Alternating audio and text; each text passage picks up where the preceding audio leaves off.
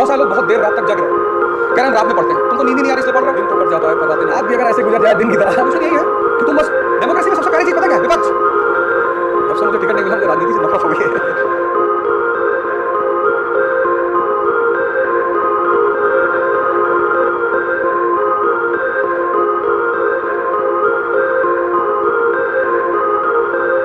रातें ही तो रंगीन होती हैं।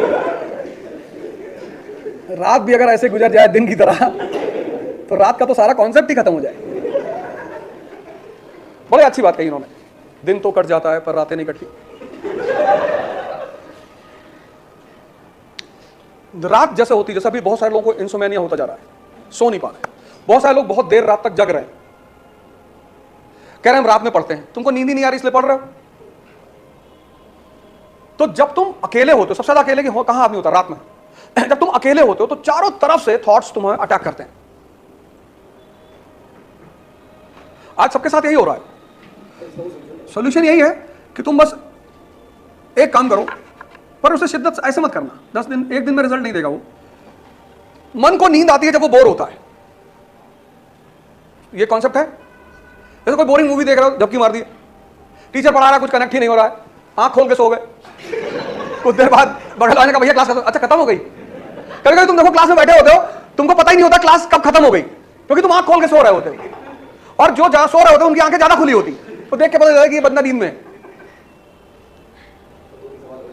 तुम सिर्फ एक काम करो, मन को बोर करने की कोई टेक्निक खोज लो। जैसे एक टेक्निक है, डीटी बसु उठा लिया।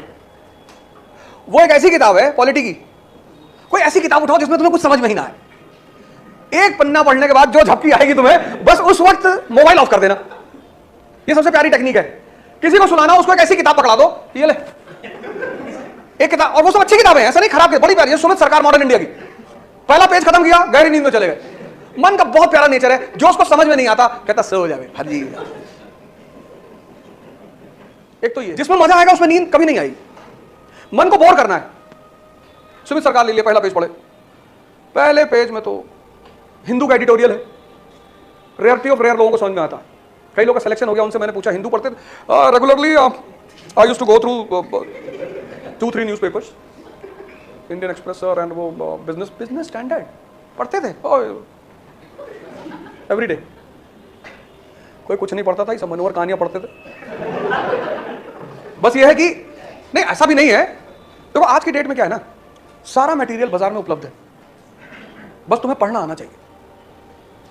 आज तुम्हारे पास लेबर करने की तुम्हें जरूरत नहीं है, क्योंकि हर चीज तुम जिस नोट्स को मांगोगे बाजार में उपलब्ध है, और बाजार में नहीं है नेट पे है।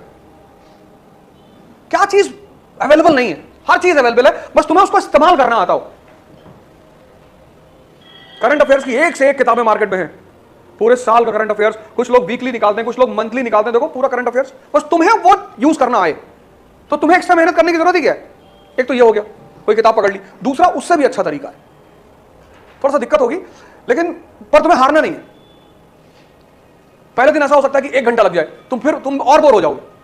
ये तुम्हारी सांसें चल रही ना, इन पे नजर लगाओ, छोड़ो ही मत इनको। एक हाँ, इसके पहले एक तरीका और है जो माँ लोग बचपन में यूज करती थी, वो भी बड़ा तरीका। एक शब्द को बार बार दोहराओ। जैसे माँ लोग हैं, बच्चे को जब सुलाती है ना, तो एक ही लाइन से कहती हैं, राजा बेटा सो जा। वो सोचता अगली लाइन, अगली वो बोलती ही नहीं, बस एक ही लाइन बोलती, राजा बेटा सो जा। अब 15 मिनट तक जब एक ही लाइन सो जाता कि दूसरी तो बोल। और अगर मां दूसरी लाइन भी बोल रही तब बच्चा नहीं सोएगा।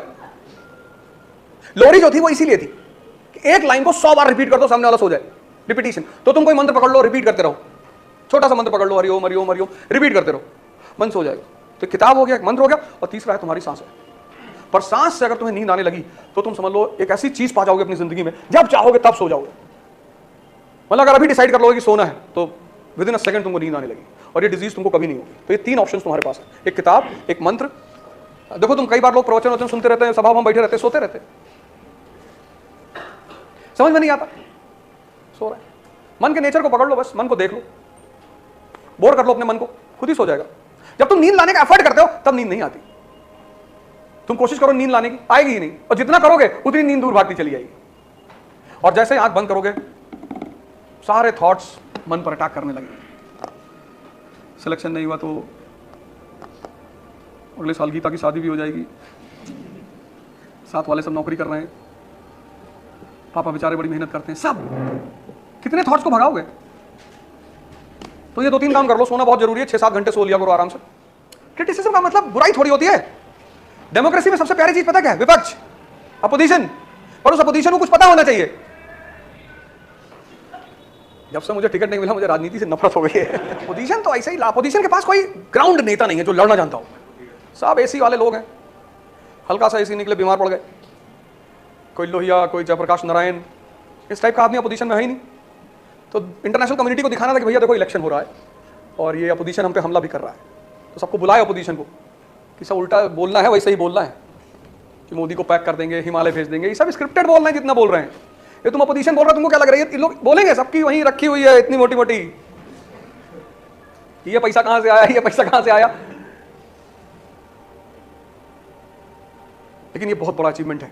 तो मैंने एक दोस्त ने पूछा कि सर ऐसा क्या है, क्या होता है कि एक आम घर का लड़का, इतनी लड़का लड़की कोई भी इतनी ऊंचाई पे कैसे रास्ता सफर करता है? मैंने कहा बस एक चीज, शिक्षा तो सब लेते हैं लेकिन बहुत रेयर केस में किसी के पास ये पैदा होता है, और जिसके पास हो गया उसको आप रोक ही नहीं सकते। खाना तो खाना है, तो जो विजडम विहीन आदमी है वो किसके लिए खाएगा? टेस्ट के लिए खाएगा। 4 किलो चिकन खा गए, 10-12 लीटर कोल्ड ड्रिंक पी गए, चाउमीन, मोमोज, फिर 21 साल में डायबिटीज हो गई। 21 ईयर्स डायबिटीज मतलब खत्म।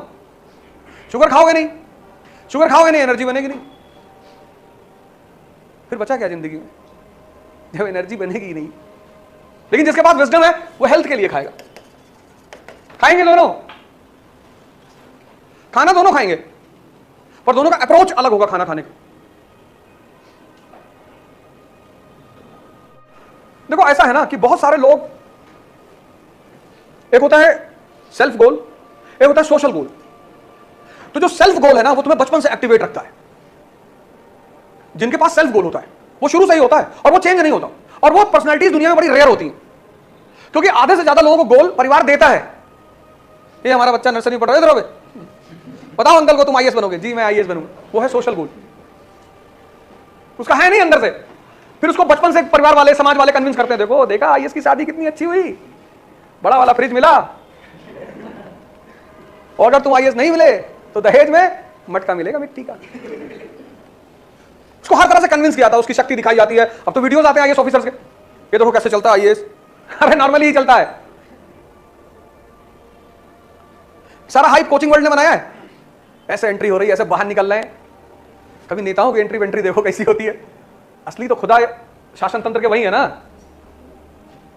लेजिस्लेचर। कहां हो Gupta ji? Sir sir sir, yes sir, yes sir. सिर्फ सीरीज में दिखाते हैं कि नेता की बात टाल दी और क्रिमिनल को उड़ा दिया, ऐसे ऐसे कर दिया। रियल लाइफ में पहले तो होते भी थे, अब तो खैर। तो अब वो जो सेल्फ गोल वाला आदमी है, क्योंकि वो तुमसे, अब तुम्हारा सोशल गोल हुआ, पापा ने कहा, मम्मी ने कहा, समाज ने कहा, तो तुम ग्रेजुएशन के बाद आए, बहुत मूवी देख के, समाज देख के, कन्विंस होके और जलवा देख के आए। और जो लड़का क्लास 10th से सेल्फ गोल लेके चला है, वो तुमसे एवरेज लेके चला है कि नहीं? तुमसे एज लेके चला है कि नहीं चला है? वो निकाल लेगा 21 में, क्योंकि वो सारा काम उसी से सेंटर्ड कर रहा है। मेरा एक दोस्त है, उसकी बेटी है 10th में, वो तो पागल है आईएएस को लेकर। आईएएस 10th अभी क्वालिफाई किया उसने, 10th 71% उसके मार्क्स आए। वो लड़की 10th क्वालिफाई कर ली और मेरे साथ गई एक सीडीओ से मिलने के लिए, बोली चाचा वो आईएएस से मिलाया, जब भी आकर तो मैं आईएएस से मिला दिया। फिर वो जो सीडीओ था, मैंने कहा यार अपनी गाड़ी में बैठा के घुमा दिया। अरे अब वो लड़की बाकी लोगों से एज ले जाएगी, क्योंकि अभी से कॉन्शियस है, वो तैयारी कर रही है। तो हो गया 21।